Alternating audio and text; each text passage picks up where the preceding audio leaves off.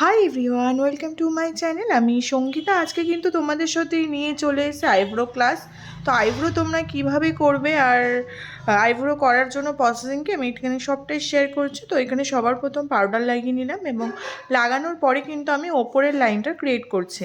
তোমরা কিন্তু যখন আইব্রো করবে, তোমরা যদি ওপরের লাইনটা ক্রিয়েট করে নাও সেক্ষেত্রে কিন্তু সুবিধা হয় কাজটা করতে। আমি কিন্তু এইভাবেই করি, অনেকে আছে নিচে আগে করে নেয়, কিন্তু ওপরটা যদি আগে আমরা করি সেক্ষেত্রে কিন্তু অনেকটাই আমাদের কাজটা করতে এবং শেপটা অনেকটা ভালো মতন বোঝা যায়। আর যখন আমরা নিচে করব তখন ক্লায়েন্টকে ভালো করে ধরতে বলতে হবে।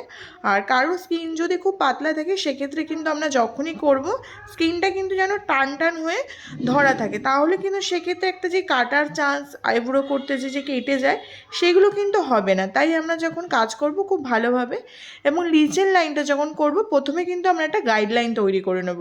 আর আজকে আমি যেই আইব্রোটা তোমাদেরকে দেখাচ্ছি এটা কিন্তু গ্রোথটা খুবই কম। তোমরা যখন নতুন কাজ করবে তখন কিন্তু যদি তোমরা এরকম ধরনের গ্রোথ কম আইব্রোতে যদি প্র্যাকটিস করতে পারো সেক্ষেত্রে কিন্তু তোমাদের অনেকটাই সুবিধা হবে কাজ করতে। কারণ প্রথম কাজে তোমরা যদি অনেকটা মোটা আইব্রো এবং আইব্রোর শেপ যদি ঠিকঠাক না থাকে সেইভাবে যদি করতে যাও সেক্ষেত্রে কিন্তু অসুবিধা হবে। তাই আমি তোমাদেরকে আজকে এরকম একটা নর্মাল কম গ্রোথের ওপর একটা আইব্রো দেখাচ্ছি। আর তোমরা যখনই এগুলো দেখবে, দেখার পর কিন্তু বাড়িতে প্র্যাকটিস করবে, কারণ যখনই আমরা কোনো কিছু প্র্যাকটিস করব তখনই ভালো করে শিখতে পারবো। এবং তারপর আমরা সিজার দিয়ে ওপরে যেই এক্সট্রা হেয়ারগুলো বেরিয়ে থাকবে সেগুলো কিন্তু আমরা কাট করব। এখানেও কিন্তু আমি তার পরেরটাতেও কিন্তু আগে আমি ওপরের আইব্রোটা করে নিচ্ছি।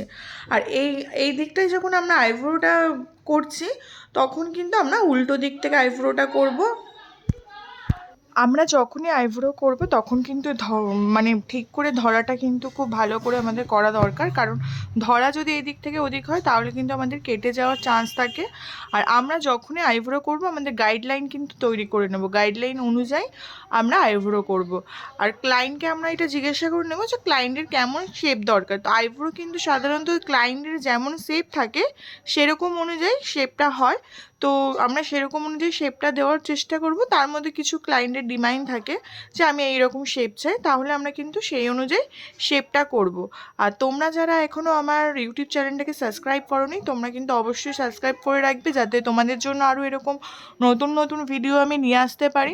আর একটা ভিডিও বানাতে কিন্তু অনেকটাই কষ্ট হয়, খাটনি করে করতে হয়, কারণ আমরা কাজের মধ্যে দিয়ে তোমাদের জন্য ভিডিও শেয়ার করি।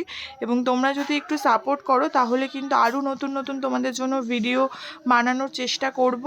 আর তোমাদের ভিডিওটা কেমন লেগেছে অবশ্যই আমাকে কমেন্ট করে জানাবে। আর তোমরা যারা বেসিক টু অ্যাডভান্সের বিউটিশিয়ান কোর্স শিখতে চাইছো বা হেয়ারের কোর্স, যে কোনো ধরনের কোর্স তোমরা পার্লার রিলেটিভ শেখার জন্য কিন্তু তোমরা আমার ফেসবুক পেজে আমার সাথে কন্ট্যাক্ট করতে পারো।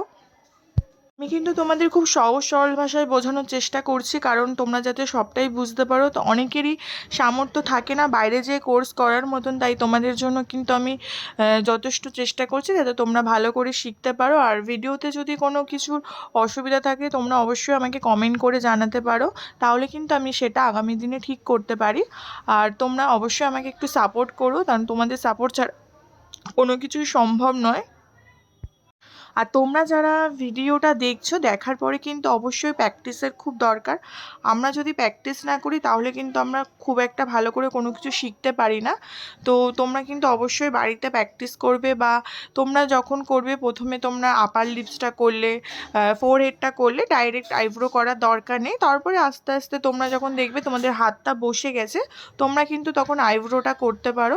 তো দেখো এটা হচ্ছে কিন্তু আইব্রোর ফাইনাল শেপ। আর তোমাদের কেমন লেগেছে অবশ্যই আমাকে জানিও, কমেন্ট করে আমাকে জানিও। তো আজকের মতন ভিডিওটা এখানেই শেষ করব, এবং তারপর কিন্তু একটু অ্যালোভেরা জেল দিয়ে ম্যাসাজ করে দেবে। অ্যালোভেরা জেল বা যে কোনো ময়শ্চারাইজার ক্রিম দিয়ে তোমরা কিন্তু একটু ক্লায়েন্টকে একটু ম্যাসাজ করবে, এতে কিন্তু ক্লায়েন্ট অনেকটাই স্যাটিসফাই হয়। এবং তোমাদের ম্যাসাজের হাত যদি ভালো থাকে তাহলে ক্লায়েন্ট কিন্তু অনেকটাই রিল্যাক্স ফিল করবে আইব্রো করার পরে, এবং সেক্ষেত্রে কিন্তু তোমরা কিন্তু ম্যাসাজের কাজটাও পাবে। তো এই কারণে যখনই কাজ করবে খুব কেয়ারফুলি কাজ করবে, ক্লায়েন্টকে সবসময় স্যাটিসফাই করার চেষ্টা করবে। তো টাটা আজকে।